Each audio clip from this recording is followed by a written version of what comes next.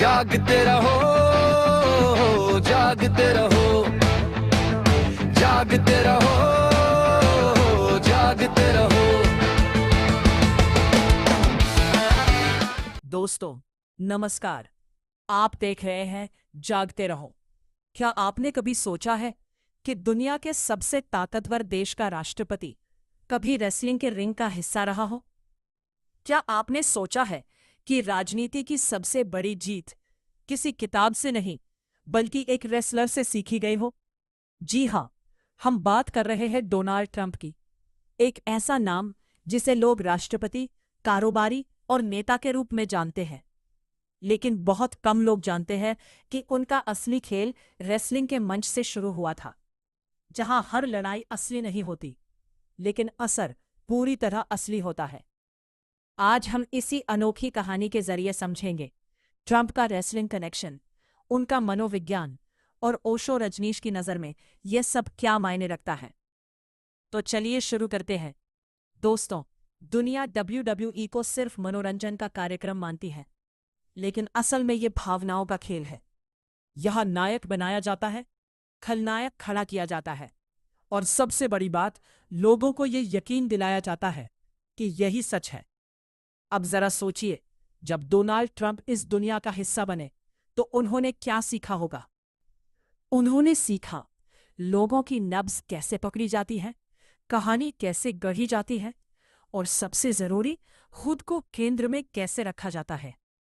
1980 के दशक के अंत की बात है, जब ट्रंप अटलांटिक सिटी में अपना कैसीनो और होटल चला रहे थे।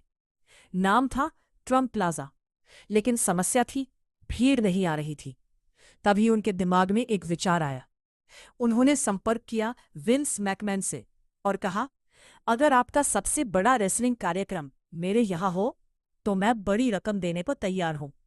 सौदा तय हो गया और फिर हुआ इतिहास।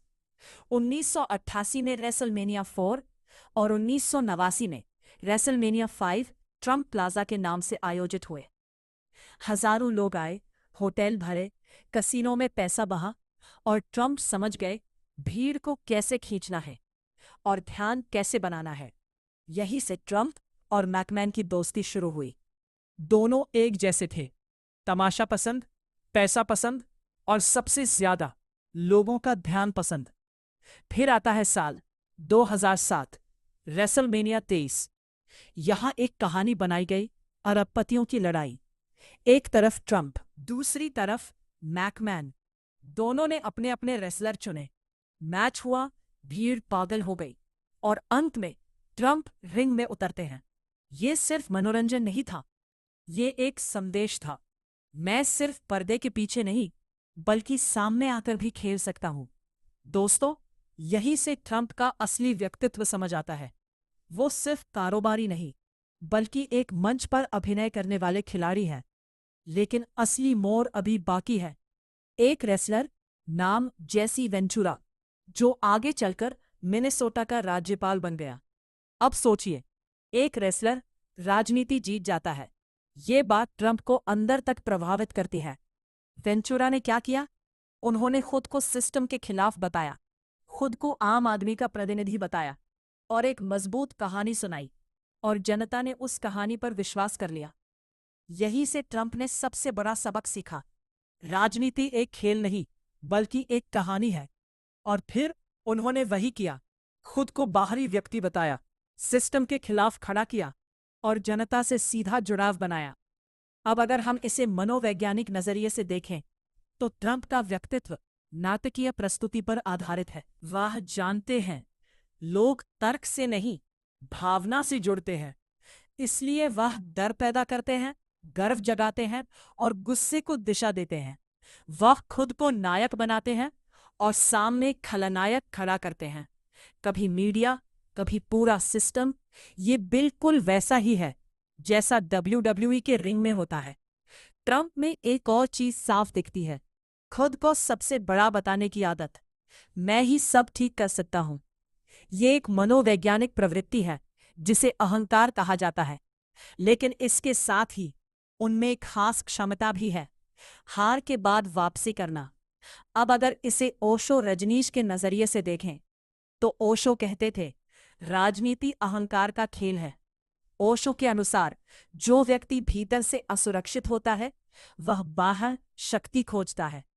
ट्रंप का पूरा सफर, रेसलिंग, शोमैनशिप और राजनीति सब एक ही दिशा दिखाते हैं, शक्ति, नियंत्रण और पहचान की चाह। लेकिन ओशो एक और बात कहते हैं, बुद्धिमत्ता और जागरूकता अलग होती है। ट्रंप में जागरूकता कम हो सकती है, लेकिन भीड़ को समझने की बुद्धिमत्ता और कहानी गढ़ने की क्षमता असाधारण है। वह जानते हैं कब क्या बोलना है, कैसे बोलना है और किस भावना को छूना है। और यही वजह है कि वह हमेशा चर्चा में रहते हैं। दोस्तों, अब जरा ठहर कर सोचिए, क्या हम राजनीति देख रहे हैं या एक बहुत बड़ा मंच? क्योंकि अगर ध्यान से देखें तो ट्रंप की राजनीति और रेसलिंग का रिंग दोनों में एक ही चीज समान है, कहानी, संघर्ष और लोगों की भावनाएं। तो दोस्तों, ये था डोनाल्ड ट्रंप का वो पहलू जो रेसलिंग के रिंग से निकलकर दुनिया की राजनीति तक पहुंचता है।